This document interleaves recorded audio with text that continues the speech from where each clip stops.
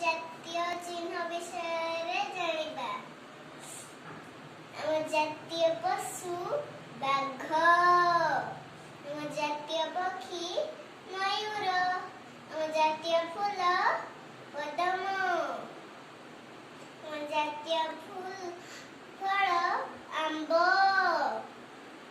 ଆମ ଜାତୀୟ ଗଛ ବରଗଛ, ଆମ ଜାତୀୟ ନଦୀ ଗଙ୍ଗା ନଦୀ, ଆମ ଜାତୀୟ ପତାକା ତ୍ରିରଙ୍ଗା, ଆମ ଜାତୀୟ ଖେଳ ହକି,